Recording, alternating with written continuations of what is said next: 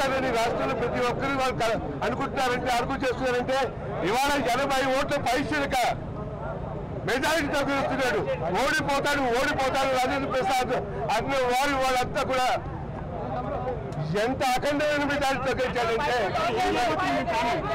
ఆ ప్యానెల్ ఇవ్వాలంటే ఖచ్చితంగా ఏదైతే చేశారో ఆయన చెప్పినట్టుగా 5 crores కలెక్ట్ చేసి మా అసోసియేషన్ కోసం బిల్డింగ్, అట్లాగే మీద కళాకారులు ఉన్నారు, ఆర్టిస్ట్ ఉన్నారు, వాళ్ళంతా కూడా ఎంతో ఇబ్బందుల్లో ఉన్నారు.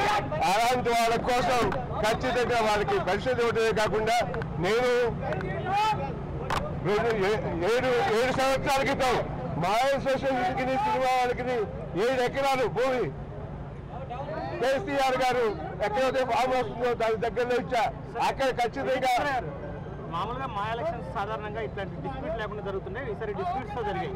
ఎలా చూడాల్సింది అంటే ఈ మొత్తం పరిణామాలు డిస్ప్యూట్ కాదు సార్. ఇవాళ ఫస్ట్ టైం ఏంటంటే మా చరిత్రలోనే మంచిదని అనమాట. ఏంటంటే ఎవరైనా నిలబడచ్చు, ఎవరైనా కంటెస్ట్ చేయొచ్చు, మనం నెగ్గచ్చు అనేటువంటి ఒక మంచి మార్పు వచ్చింది. దిస్ ఈజ్ మార్పు, మంచి కోసం మార్పు. విభజనకి దారితీస్తాయి ఈ పరిణామాలు అనుకోవచ్చా? చాలా దేవుడు ఆర్టిస్ట్ ఎప్పుడు కూడా కలిసిపోతారు. ఇక్కడ కళాన్ని మీరే చెప్తున్నారు కదా, ఇప్పుడు మురళీ మోహన్ అక్కడే ఆయన చెప్పిన వ్యక్తి క్యాండిడేట్ కావాలంటున్నారు, కానీ వాటికి భిన్నంగా జరిగింది. అది ఒక్కడే అలాగా దగ్గర ఎంతో మంది వచ్చారు. వాళ్ళ మోహన్ బాబు గారు ఆ క్యాండిడేట్ ఉండాలనుకునే కళలు కన్నటువంటి ఆ మురళీమోహన్ గారి కళలు ఇవాళ అలాగ నీటి మీద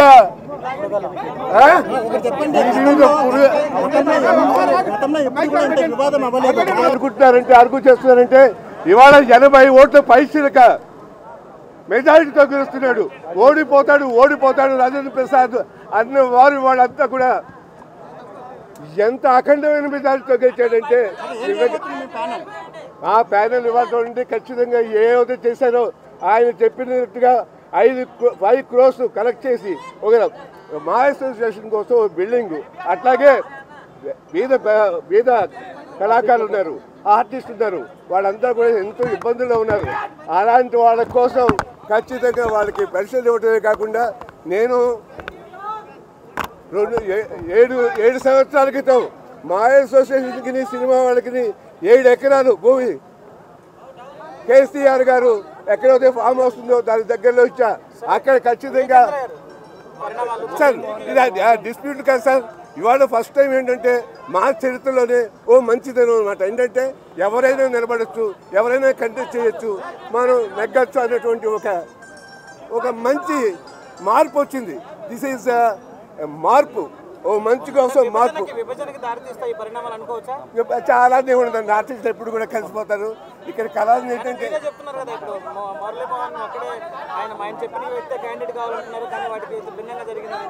ఆయన ఒక్కరే అలాగా దగ్గర వాళ్ళందరూ ఇప్పుడు మేము ఎవరిని ఇవాళ చూడండి మా ప్రెసిడెంట్ గా ఎంతో మంది వచ్చారు. ఇవాళ మోహన్ బాబు గారు వచ్చారు, నాగబాబు గారు వచ్చారు. అభయం ఏదైతే చెప్పారో అన్ని చేస్తాడని నాకు నమ్మకం. ఎందుకంటే అండి ఇవాళ అసలు యాక్చువల్గా రాజేంద్ర ప్రసాద్ గారు కొత్తగా వచ్చాడు, ఒకసారి నిలబడి ఓడిపోయాడు, చాలా తక్కువతో ఓడిపోయాడు. ఇలాగ మళ్ళీ నేను మా అసోసియేషన్ ఉండి ఏదో చెయ్యాలి, అందరికీ ఏదో చేయాలని తాపత్రయపడుతూ 15 రోజుల నుంచి అతను తాపత్రయం చెప్పినప్పుడు పెద్దలందరూ కూర్చోబెట్టి ఇలా కాదు ఇలా చేయొచ్చు, ఇలా చేయొచ్చు అని నలుగురితో మాట్లాడి చేయొచ్చు. అలా జరగకుండా ఆఖరి నిమిషంలో 2-3 నిలబెట్టడానికి ప్రయత్నం చేస్తే వాళ్ళు ఒప్పుకోలేదు. ఆ టైంలో జయసూర్య గారిని అనవసరంగా తీసుకొచ్చి చేయడం జరిగిందనమాట.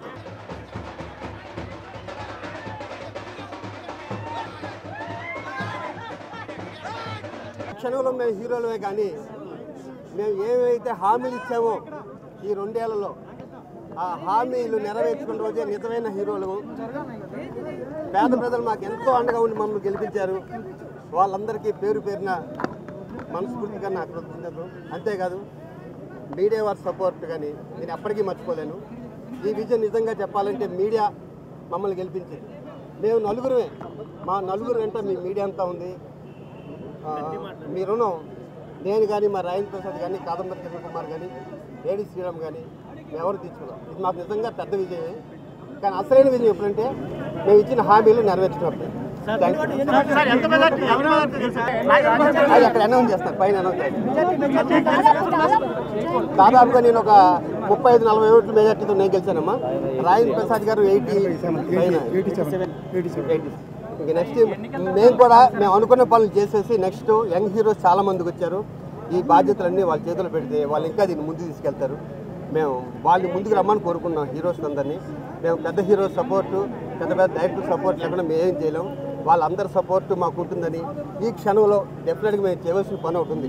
మా అమ్మ విజయనర్మ గారిని ఎవరు అడగకుండా నెల పాపం 15,000 పంపిస్తే ఆవిడ్ని హృదయపూర్వకంగా మేము అందరూ సన్మానించిన రోజే మా విజయానికి సార్థకత.